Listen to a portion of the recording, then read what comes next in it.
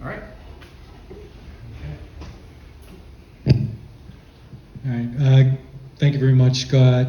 Again, I'm David Keelan. It's my brother-in-arms, Neil Mandel. We have another member of our club here, Ted Pollard, who's been a member for about 2 years, something like that. And Ted does a lot of very interesting things. You had a chance to talk to him. We're glad to fill you in.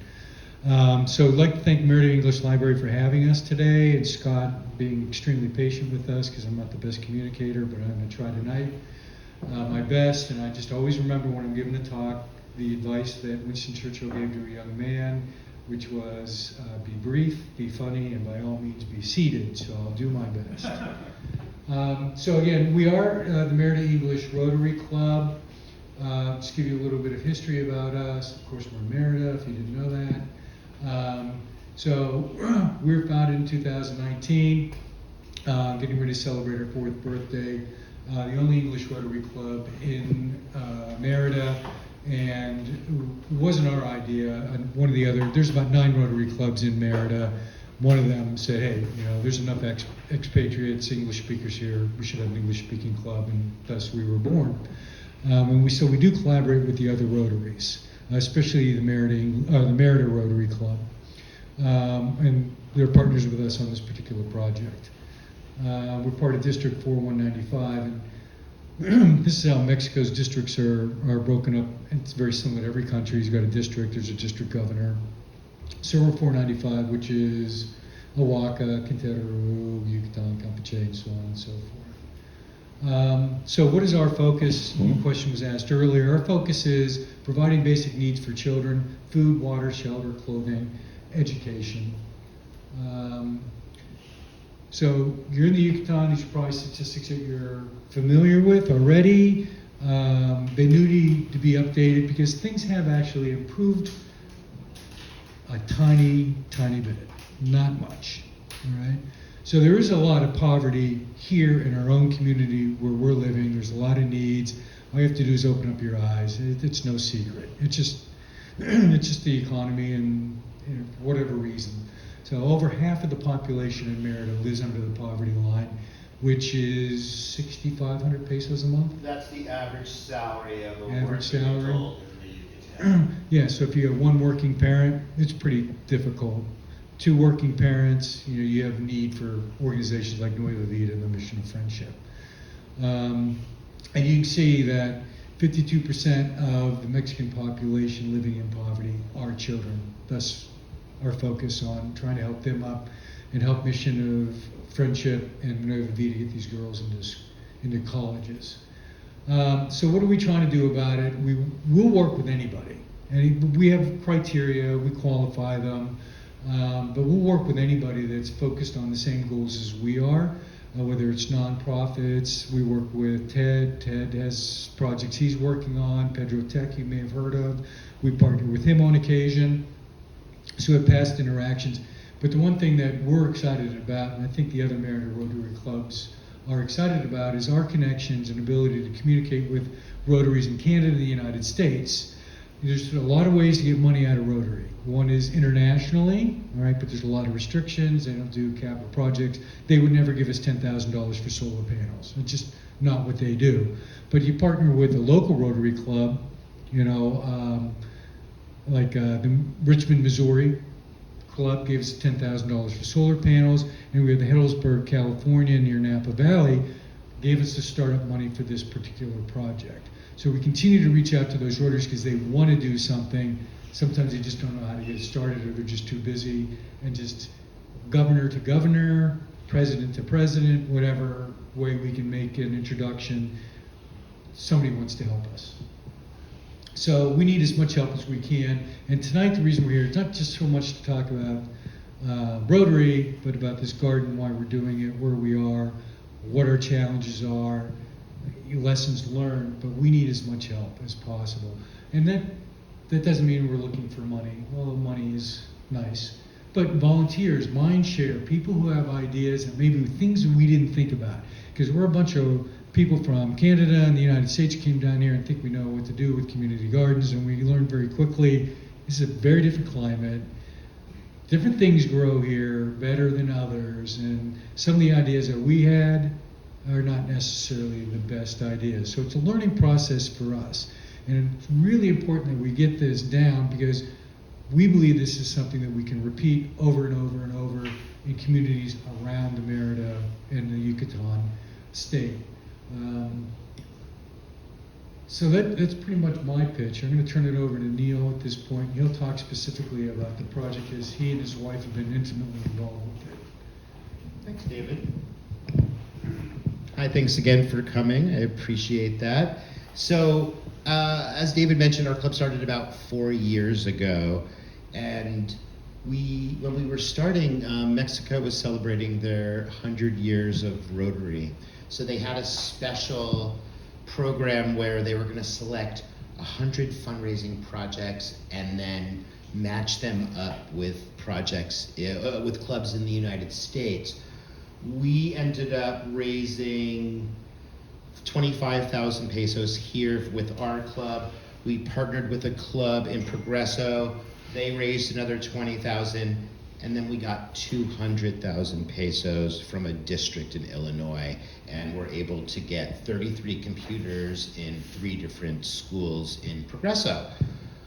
That really jazzed me. I wanted to continue with the computers, and this is like 3 years ago. But then we learned about the issues that we're having in the south of Mérida here, near Hacienda Santa Cruz, it's officially Mérida, but it's called Dazuncan, okay? And there's basically people squatting on city and state land, no electricity, no water, grabbing power from the lines, very desperate situation. So we were made aware of it by the government, went down there, provided roofing materials, because literally their houses are made out of pallets. It's really that bad. And if anybody has interest in going down, and we can talk later, I'm happy to take you down there and see the community garden at some point. So there's a little bit of background, and after seeing this, I'm like, all right, computers sound really great, because it is generational, and like the ones we did in Progreso, there was open time where families could come use the computer. So it was really wonderful, but I think Hungry Kids became more of a base importance to us. And again, thank you, Healdsburg, California. They generously provided around $2,000 for this project. It's not an expensive project to get started. Let's see what we got here. So the garden project is 8 meters by 8 meters. So it's a modest size. And the way that we chose the spot for our community garden, there's already community kitchens down there feeding women and children. So there's a community kitchen down there that was feeding about 50 to 60 people. The woman had private ownership to her property, so she had the right to let us build there, or actually we provided the materials and they built it, the volunteers. It's very important that we just want to help. It's their project, and by having the volunteers be involved in it, we want them to take ownership, and it gives us a greater chance of success for sure. Did I cover everything on this? Yeah, we did. Let's go on to the next one. So, working with the community garden, as I said, it just seems to be a paramount issue, especially with the poverty issues that David mentioned here in the Yucatan. We went from around the pandemic at 50% of the population in poverty. I think we're down to 42%. So it's getting slightly better, but we surely have a ways to go. We're partnering with the other clubs, and Club Rotary de Mérida is in Itzimna. They're our partner on this one. They've been around 98 years, and it's really wonderful. We kind of do great when talking with the Canadians and the people from the United States, but to have a local club that understands how government works here has really been a great asset to facilitating making it happen. Where is that last place, Healdsburg, California is north of the bay. Napa? Napa Valley. Oh, okay. It's quite lovely there. Quite lovely. Except when it's on fire. Except for this, yeah. Well, this, you know, Oh, these issues we're having with our country, with our world is just horrible. So, the Musum AC,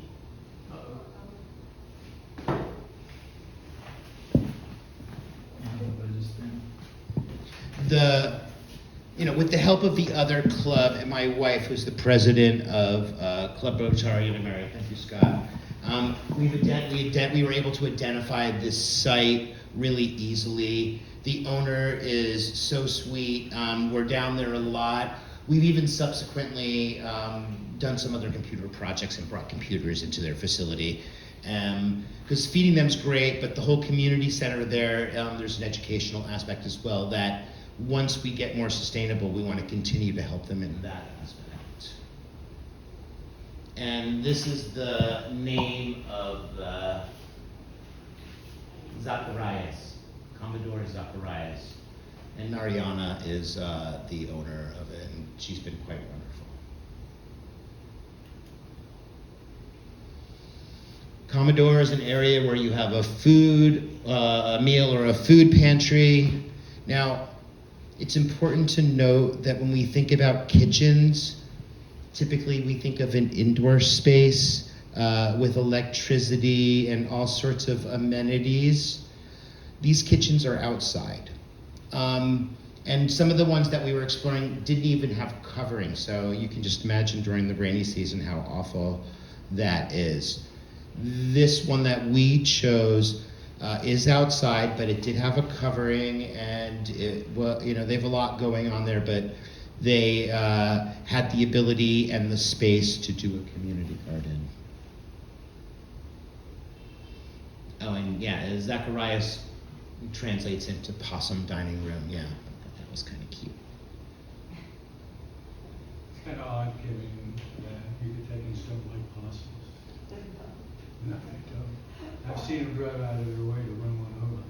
oh my gosh. There's, I've had possums end up in my pool in my backyard. So there are people, if you ever see one, I know people that help rescue them here because they're so good for our environment.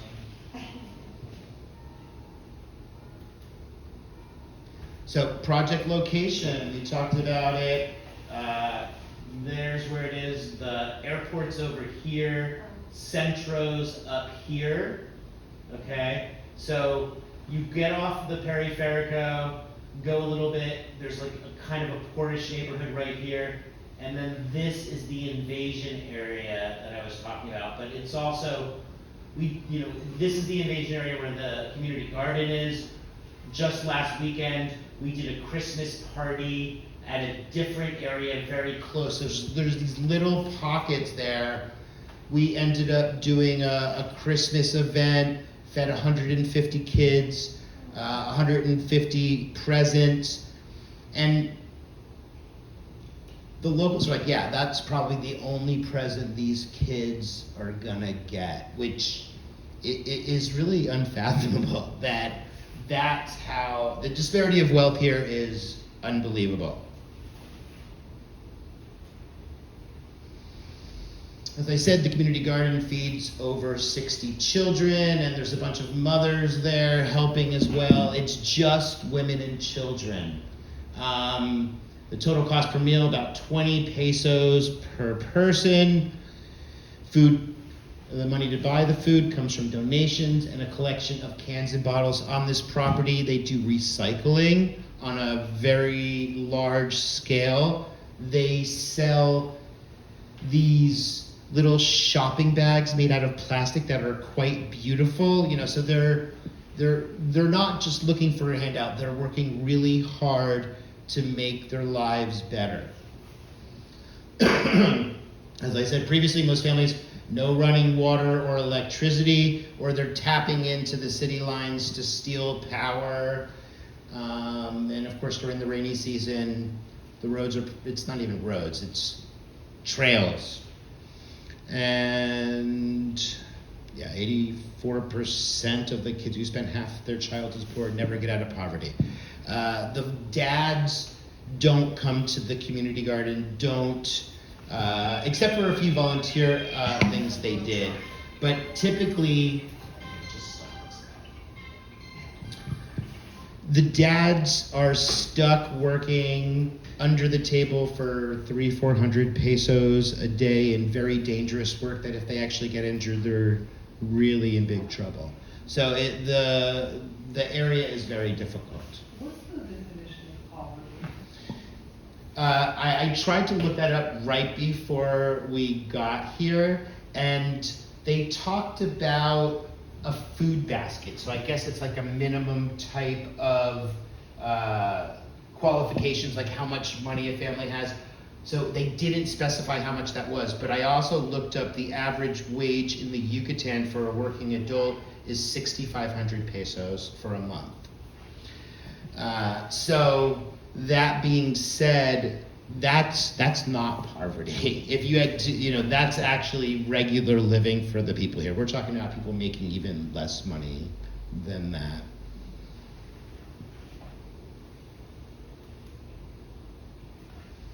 So yes, it was the combined effort of 3 Rotary Clubs, 2 clubs here in the Yucatan and the Healdsburg Club. And as I stated earlier, it's really important that the community does the work and the volunteers. So when we initially set up the garden, we had between 20 and 40 volunteers at different successive weeks, providing the concrete blocks, fencing for around the garden because there's foxes, there's all sort, we would like the kids to try to eat the food, right? So lizards, the geckos are not a good thing for the garden. So it's been very challenging. So the materials, as I said, we spent upwards of $2,000. It was like 30 to 35,000 pesos. Plus, as it was our first project, we didn't realize you did this. So a lot of, once we finished with all the money that we had allocated, we've been just going out of pocket a little bit of ourselves. Like, we didn't figure in having the sprayers for herbicides and natural pesticides, so all sorts of little stuff like that. We did buy tons of seeds and a variety of different things. One of the mistakes we made early on, the way our funding worked out, we got the funding, I think, early last year, and we were done building the garden by like March or April. And I moved here from Oregon, which is lovely to grow in Oregon. So we started looking to, and we brought in soil, we raised the bed, we did all this stuff, and then we started to plant in April.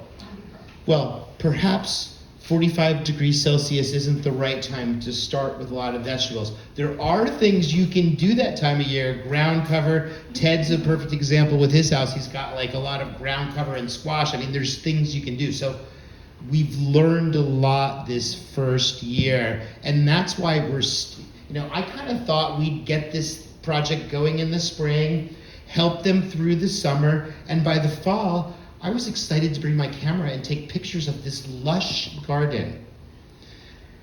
No, I mean, we're getting there. The cilantro's growing well. The tomatoes didn't do so great in the summer. It was too, so it's been a process, but I think it's important. It wasn't just a check mark. Okay, we did another project. We can say our metrics. We did another project. I could care less about that type of stuff. In order to truly help, we're now digging deeper into this project and found some very interesting things, and then met with some of the professors at Wadi that are tackling some of these social issues, and they started talking about the same type of stuff that we were noticing. For one thing, I kind of just assumed, and maybe this was like a poor white idea of mine, that Yucatecos knew how to grow stuff in the Yucatan. Here's all the materials, everything, you go for it. And we helped, and we explained things as we knew best, but what's happened here generationally as people have moved from rural to city is they've lost a lot of that knowledge that used to get passed down. It's gone. They now a certain percentage, especially more urban type people, don't know how to grow anymore. And in addition, the types of plants that are being grown, we've lost a lot of Mayan native species that used to grow here as well. So we actually met with the professor after it was done, and we're still trying to wrap our brains around how we can most effectively help this community. The professor is working on this too. There's a lot of information that was lost. So yes, the primary goal is still feeding people, but let's teach, it's like teaching someone how to fish as opposed to giving them a fish. Let's really figure this out, because this is a type of project for a very affordable price that is extremely replicatable. And David mentioned we want to do it throughout the Yucatan, but let's really nail this, because honestly, anytime I talk about this project with other Rotarians or just general people, for $2,000, we could feed 50 or 60 people. Here's the blueprint. We're putting together, a blueprint in Spanish and English of exactly what we're doing so that we can replicate it. Because when we ask for money, we typically get it, but we just don't want to get too many balls in the air until we figure this one out. All right. Oh my God, I did it again. No, it just touches the keypad. Ah, okay. Cinder blocks, cement, dirt, seeds, everything, water storage tank. There's a chicken coop already. Someone gave them 5 eating hens, and they ate 4 of them, and they left one of them as in the chicken coop. They have a rooster as well. They had bunnies for a while. I'm like, oh, that's kind of weird. They were raising them to eat. It's actually a great cheap protein source. But in fairness, they're supposed to get egg-laying hens. When they figured out they weren't egg-laying, they ate them. Yeah. And we're in the process of connecting with some really great farms here that grow eggs, and we are going to get them the right hens. And we also lost some stuff due to, was it the fox? Some sort of predator got into. So we need some more cinders to go around the coop. So it's definitely been a process. Just some fun pictures. So the cinders, we started showing them how to start plants in not such a sunny place and then transferring them. Although we don't have great garden stores here like we do in the United States. It's been a process of really finding the right places. And after I saw them having problems with the seeds and stuff, I'm like, okay, let me just go buy 20 tomato starts to just jumpstart this. There are no stores that sell that here. Maybe I haven't seen it, but I will check again at Home Depot. Yeah, you can get beautiful plants here, as we all know. I mean, the variety of plants here is amazing, but no vegetable starts here at all. Because when I mention it to locals, they look at me like, you cut the tomato, you put it over there, and boom. I'm like, all right, I wish it was that easy.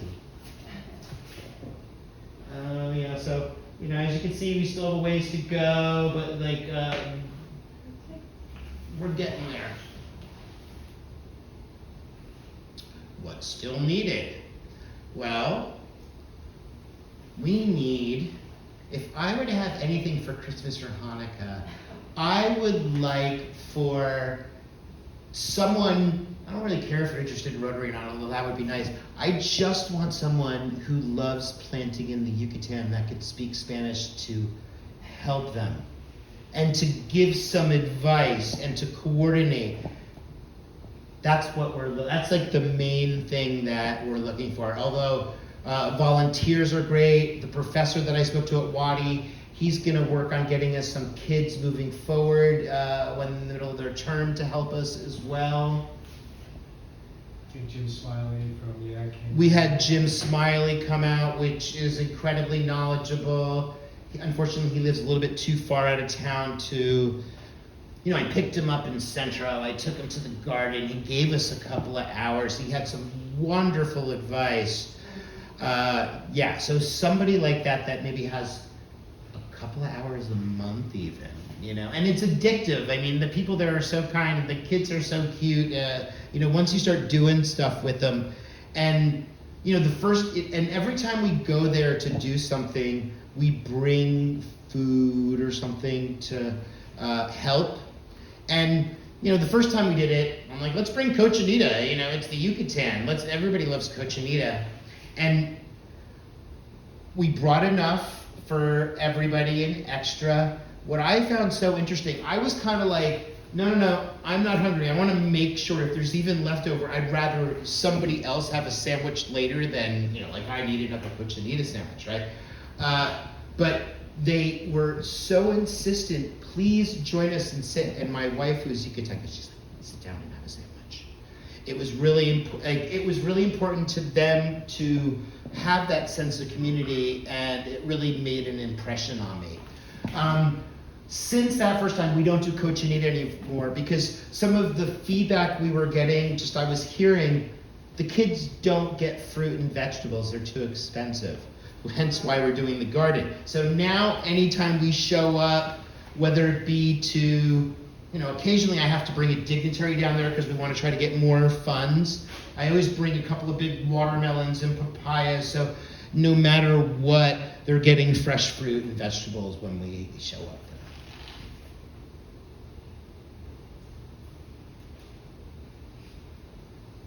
Questions? So when are you starting your garden this coming year?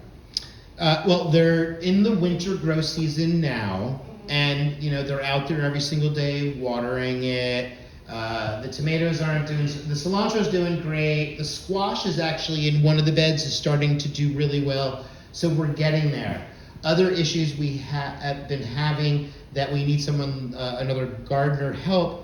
The cutter ants are, ants in the Yucatan. So, and we've tried a few different things. Like we were told that if you water around, and of course water the beds, but if you water around the beds, it prohibits them coming in. We've been having problems with iguanas. So it's been an interesting challenge, but we're determined. Once we can get to the point where we show up and it looks lush, we've got the hens are going to be happening. We'll start with one coop. I think we can have 5 to 8 hens. So it's not going to be enough, for 50 to 60 people, but it would be a start. As a club in the past, we've explored doing help with the stingless bees, the Melipona bees. And that would be a great addition to have honey at this garden. Once we can start to get that going, as you can tell, I'm a big blabbermouth. So anytime I'm like talking to somebody in Mérida, I'm talking about this stuff because I'm passionate about it. I was talking to some of the restaurant owners in town, like Anima and Neo Pizza and Ramate. And I'm like, would you be interested once we get going? And we're not ready yet. Would you be willing to buy vegetables from them? And they were just like, yeah. I mean, we're not talking crazy amounts of money. We're talking even if it's 200, 500 pesos a week, if we could start to, make it sustainable. That is certainly a big part of what we do with Rotary. We want to make sure that it continues on beyond what we put into it. Is the point of the food to go to the comedor? Yes. Okay, so whatever gets grown goes to the comedor and then Yes. Okay. And that's why we chose this plot that already had the Commodore. They were already feeding 50 plus kids, and the moms are there. I never see any of the dads except for on a couple of the volunteer days where there was actually heavy work being done. But yes, everything is designed because we want to feed this disadvantaged community. She knows what she's doing. She can help harvest, store it, make sure it gets distributed. That's not our role. Our role is just to get the garden. How big is the garden? 8 meters by 8 meters. It's 6 raised beds right now. There's room for composting. They don't know how to compost. We've explained it once, but we need to spend an hour or two talking about. So that would actually, once we can get that compost going, that's going to obviously help the overall health of the garden moving forward, and it becomes even more sustainable. So yeah, 8 by 8 meters. There is more room to expand, and we spent maybe 40,000 pesos initially on this. So we could certainly scale up. I think it's better that we're doing something manageable like this, but once you kind of figure it out, we can scale up really easily, and it's so affordable. I mean, for less than $2,000 to potentially feed 50 plus people continually. That piece of land is about just. It's important to note that this woman, Mariana Zacharias, or whatever her name is, it's a private piece of land. So she had the authority to give us permission to do this on her property. Mostly wooded lot. Mostly wooded. So we kind of cleared out some area, and there's we could even go bigger if we wanted to, but it's We not. were thinking in the future fruit trees, right? Because fruit trees grow very well here, relatively easy to take care of, provide shade for the garden over time. So there's a lot of long-term things we can do. But the thing is, even though we started the project, we don't consider it to be our project. It's the community's project. And we just need to have that mindset because we're not going to be there all the time. The goal is get this thing up and running and teach the people how to run it themselves so that they can sustain it and grow it, and then they have ownership of it. And then we can go on to the next Yeah, one. I want to do 100 of these, but in order to do that, we got to nail it little bit by bit. So do you have, volunteer days? We have had specific days as we were building the garden. Yeah. At this point, there's volunteer days for the locals down there, and then we bring some fruit and check on the progress. But yes, moving forward, we've already secured. One club just gave us $500 for the next garden. So I'm gonna piecemeal the next one together, and our goal would be to build it in the spring, not start growing in the spring. And our first grow season, the best grow season is October through February, March. Very good. Yeah. So just briefly, this is a very important project of ours. We do a bunch of little fundraisers. We do raffles. We've done art raffles. We did an art auction for the first time last year, and our second annual auction is scheduled for March 2nd, 2 weeks after the Mérida English Library Art Walk, so there'll be some coordination there. There'll be sales at the auction, but this year we have a patron that's going to let us view some of his masterpieces. So this is going to be Spanish masterpieces will be part of what we have going at the auction, and we're going to have some authentic, real Frida Kahlos and Pablo Picassos as well on view for our event as well coming in the spring. At Palacio de la Musica on 59 and 58. If you haven't been, it is an unbelievable space. Gallery is on the second and third floor. There's a theater where we do the live auction, and we'll also do the exhibition of the masterpieces. And then there's a terrace on the fourth floor, and that location at night, looking at the cathedral in one direction and all the lights, it's a really neat space. It's a well-kept secret. Yeah, unfortunately, we were just talking about that. A lot of Mexicans are not familiar with Palacio de la Musica, and so we're adding an educational element this year too. Last year we did the event was on a Friday night. This year we're moving to Saturday night, which will be a better night.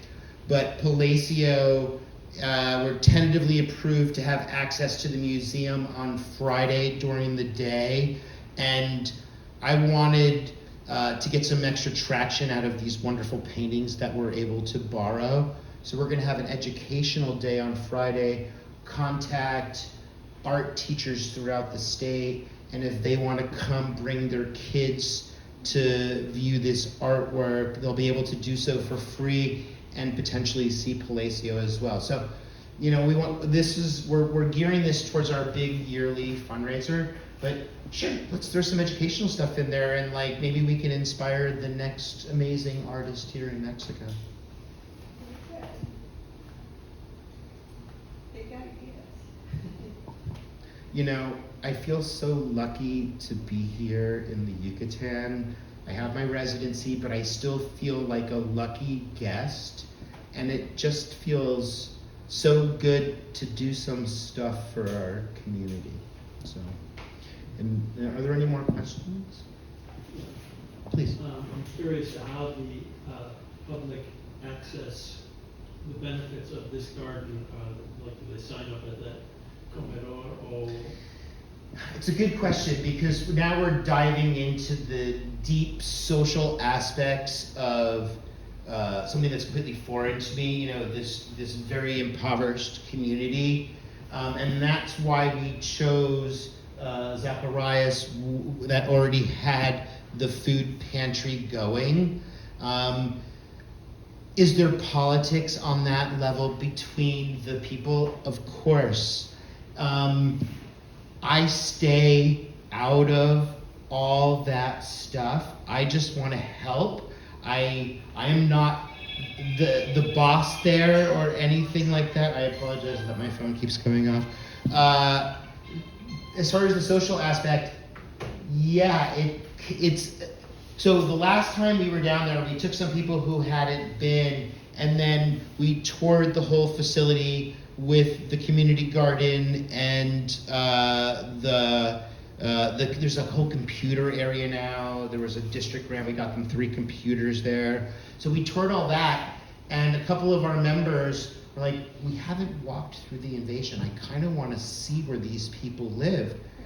And my wife's always like, you probably shouldn't walk in there unless you're with some locals. Somebody invites you, that's what Yeah, so you know, but it's a regular kind of road. I mean, it's not a road, but it's a wide path. It's not like a tiny little path. So we went in there just to observe and look around for a little bit, and started talking. You know, somebody approached us and started talking to us.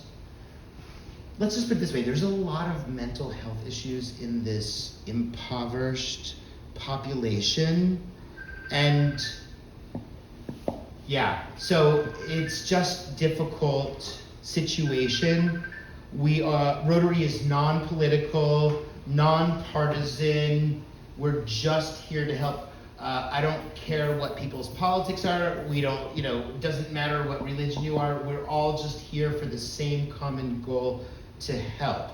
And that's one of the reasons why Rotary's in like 167 countries or something. So I hope that answered your question. Well, thank you all so much. If you have anything more that you would like to talk to David or myself about afterwards, or if you want our emails or WhatsApps, or if you know someone that's interested, of course, in helping with the community garden or really any other aspect of community work here. And it doesn't even have to be one of these projects. We weren't doing Mission Day Amistad until David got involved. And I want people in our club to be passionate about the do it. So you don't have to do what Rotary says. We can make what we want to the Rotary confirmations, and then access the millions and millions of dollars that they have for a foundation. I think you better take, because your wife is calling you 1,000 times. All right, so here.